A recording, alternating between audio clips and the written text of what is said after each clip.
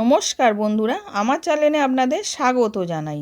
আজকে আমি আপনাদের বানিয়ে দেখাবো ভ্যানিলা ফ্রেঞ্চ টোস্ট।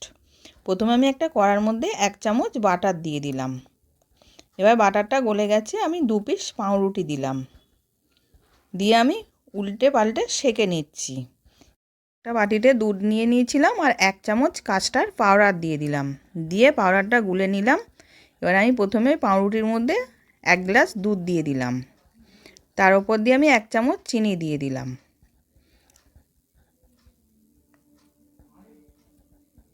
এবার আমি কাস্টার্ড পাউডারটা দিয়ে দিচ্ছি, দিয়ে ওটা ভালো করে নেড়ে নিলাম।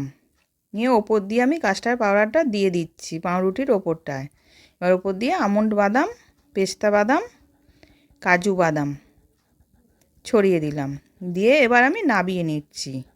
এবার সার্ভ করার জন্য রেডি। আশা করছি ভিডিওটা ভালো লেগেছে। আমি হাজির হব আর এক নতুন রেসিপির সাথে।